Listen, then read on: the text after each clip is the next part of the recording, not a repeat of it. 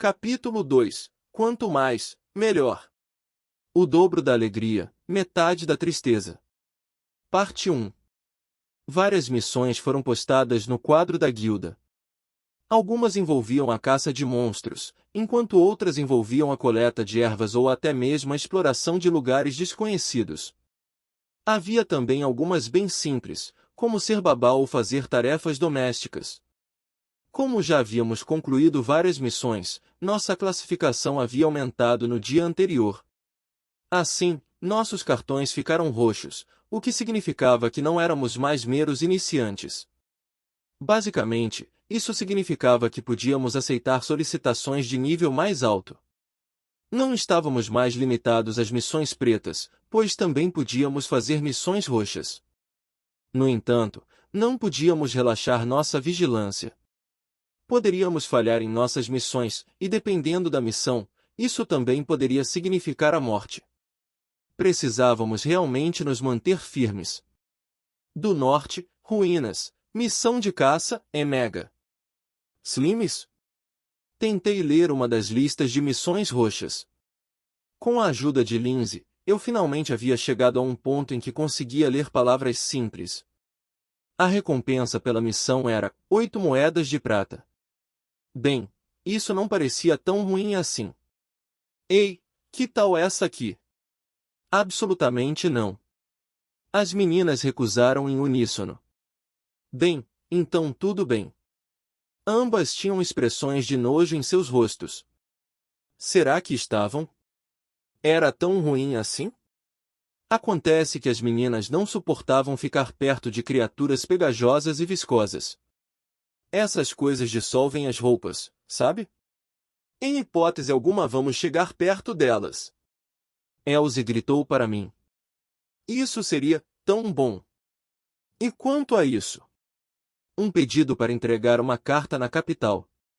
Despesas de viagem cobertas. A recompensa é de 7 moedas de prata. O que você acha? 7 moedas de prata, não podemos dividir isso igualmente entre nós. Bem, podemos simplesmente gastar o restante em algo para nós três, respondi. Isso fazia sentido para mim. Eu tinha ido confirmar os detalhes da missão que Elsie havia relatado. A pessoa que havia postado o pedido se chamava Zanak Zenfield. Espere, esse é o mesmo Zanak? Verifiquei o endereço e de fato dizia Zanak the King of Fashion. Bem, não havia dúvidas quanto a isso. Quanto tempo leva para chegar à capital a partir daqui? HM, cerca de 5 dias de carroça, suponho. Isso era longe o suficiente. A missão seria minha primeira viagem longa desde que cheguei a este mundo. Mas, então, eu sempre tive a opção de fazer um portal para a viagem de volta, o que não era tão ruim. Além disso, se eu visitasse a capital apenas uma vez, poderia voltar sempre que quisesse graças a esse pequeno e prático feitiço. Eu tinha a sensação de que isso seria um trunfo no futuro. Muito bem, então, vamos a esse. Eu conheço o cara que fez o pedido. É mesmo? Então vamos aceitar. Elsie arrancou o aviso de missão do quadro e o levou para a recepcionista.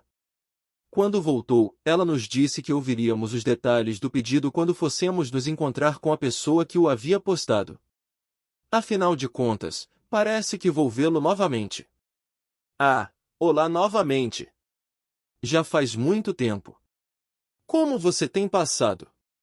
Tudo bem, obrigado por sua ajuda desta vez. Assim que entramos na loja, Zanak me viu e me chamou. Quando mencionei que estávamos ali em resposta ao seu pedido de missão, ele nos levou a uma sala nos fundos da loja. Para este trabalho, quero que você entregue uma carta ao Visconde Sordric na capital.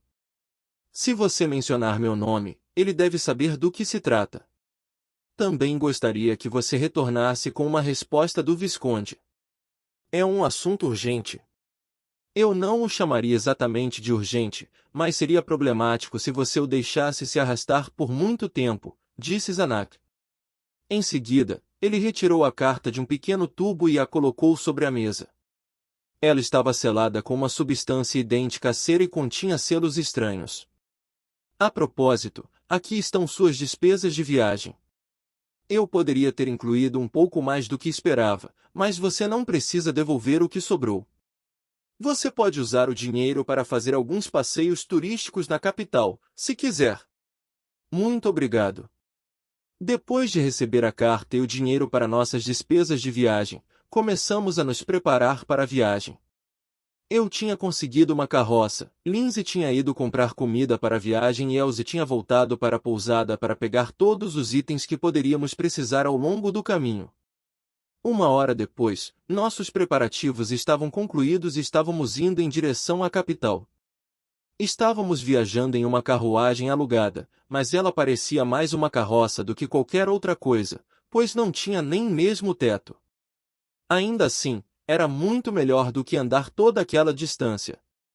Eu não conseguia controlar os cavalos, mas felizmente os gêmeos eram especialistas. Elas me disseram que tinham contato com cavalos desde cedo porque um de seus pais tinha uma fazenda. Como resultado, as duas meninas se revezaram no assento do motorista e eu simplesmente fiquei no carrinho, permitindo-me ser balançado o tempo todo. Eu me sentia mal por não poder ajudar. Norte, norte, seguimos para o norte. A viagem tinha corrido bem ao longo da estrada principal e, de vez em quando, trocávamos gracejos com outras carroças que passavam. Deixamos Reflé para trás e passamos pela próxima cidade, um lugar chamado Nolan. Depois disso, não demorou muito para chegarmos à cidade de Amanesque, pouco antes do pôr do sol. Pensei que teríamos de passar a noite na pousada, mas, espere um segundo, esqueci completamente. Eu não poderia usar o Agate para voltar a Reflé e passar a noite na pousada Silver Moon? Eu não poderia fazer isso de novo amanhã e voltar para cá, então não importa, não é? Infelizmente, quando propus a ideia às meninas, elas a rejeitaram completamente. Por que elas? De acordo com elas, teria sido uma viagem em vão. Vocês não entendem. As coisas boas de uma viagem são visitar lojas desconhecidas em cidades não visitadas antes de passar a noite em um albergue desconhecido. É disso que se trata viajar. Elsie ficou chocada com o fato de ter tido que sugerir a ideia para mim. Embora não tivéssemos dinheiro, tínhamos recebido as despesas de viagem. Ela parecia acreditar firmemente que poderíamos usar o dinheiro em consideração a quem quer que o tivesse dado a nós em primeiro lugar. Era assim que funcionava. Bem, agora que isso estava resolvido, fomos procurar uma pousada antes que o sol se pusesse completamente. Aproveitamos a oportunidade para ficar em um lugar um pouco mais sofisticado do que o Silver Moon.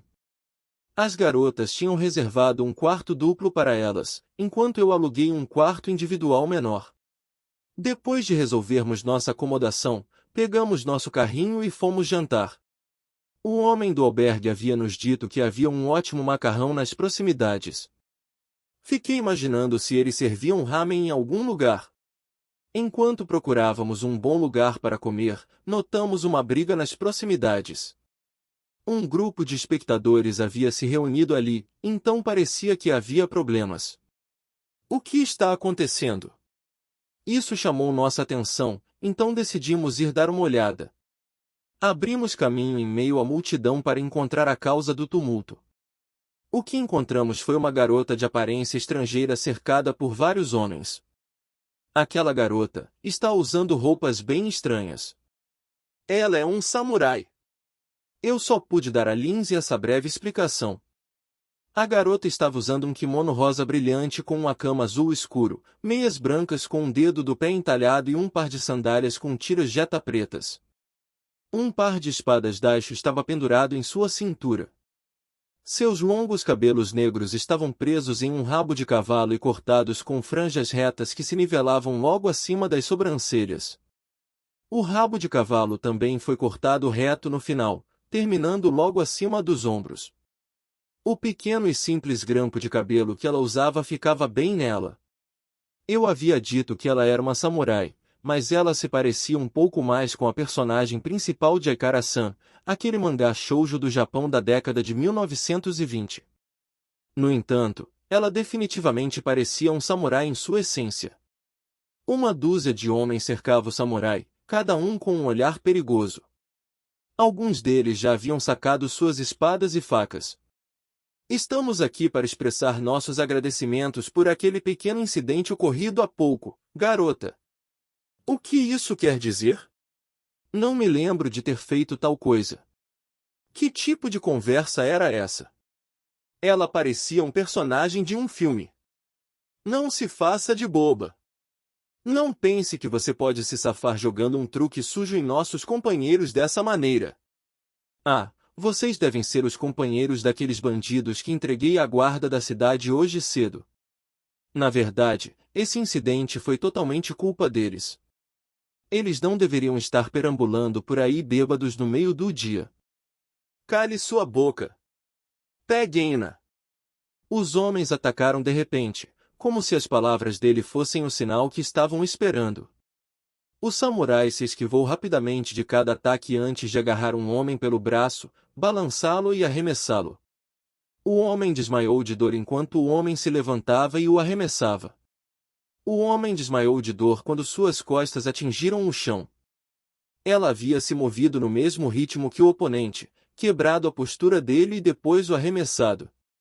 Isso era Aikido? Jiu-jitsu, talvez? A garota arremessou um segundo homem, depois um terceiro, e então cambaleou um pouco. Seus movimentos ficaram um pouco lentos. Percebendo uma oportunidade, um homem se aproximou dela por trás para atacá-la com sua espada. Cuidado! Venha, sabre! Tempestade de areia negra, areia cegante. Por reflexo, puxei um encantamento e canalizei meu feitiço. Ah, meus olhos! O homem gritou. Era um feitiço simples que eu havia aprendido recentemente. Tudo o que ele realmente fez foi jogar areia nos olhos do oponente. Não era muito, mas era o suficiente para sair de uma situação difícil. Enquanto o homem com a espada estava cego, eu o atingi com um salto chassé. A samurai ficou surpresa com esse novo desafiante repentino que havia se lançado na luta, mas ela parecia ter julgado que eu não era um inimigo, então voltou sua atenção para os que estavam à sua frente. Ah, droga! Por que você sempre tem que meter o nariz onde não é chamado? Elze deixou escapar um comentário intrigado enquanto se juntava à briga com um soco rápido, mais pesado. Mas apesar de toda a sua reclamação, ela estava sorrindo amplamente. Não demorou muito para que todos os homens estivessem caídos no chão, metade deles tinha morrido por causa da minha boa amiga Elze. Ela me aterrorizou enquanto fazia isso. Os guardas da cidade finalmente chegaram, então deixamos o resto com eles e saímos da área. Realmente, estou em dívida com vocês. Meu nome é Kokonoi Iai. Ah, sim, Iai é o meu primeiro nome e Kokonoi é o meu sobrenome. A samurai, Kokonoi Iai, se apresentou e abaixou a cabeça profundamente. Sua autoapresentação me deu uma sensação de déjà vu. Ah, você vem de Eshin. De fato, sou. Vim de Oedo para cá. Oedo? O antigo nome de Tóquio? Eshin é realmente como o Japão? Eu sou Mochizuki Touya. Touya é meu primeiro nome, e Mochizuki é meu sobrenome. Oh! Touya, dono, você também é de Eshin, não é? Ah, não. É um lugar parecido, mas eu sou realmente de outro lugar. As irmãs gêmeas atrás de mim ficaram surpresas com minha resposta. Ah, claro. Explicar de onde eu era uma dor de cabeça, então eu deixaria que elas pensassem que eu era de Eshin. Esqueça isso. Você parece ter perdido o equilíbrio naquela briga ali. Não está machucado em lugar nenhum, está? Não, tenho certeza de que não estou machucado. No entanto, confesso que, para minha grande vergonha, deixei de lado meu dinheiro para a viagem. Portanto, *Grohovlu*. Como se fosse de propósito, o estômago de Ai soltou um grunhido enorme. Seu rosto ficou vermelho quase que imediatamente e ela, curiosa, encolheu os ombros para dentro. E assim o samurai faminto se juntou ao nosso grupo.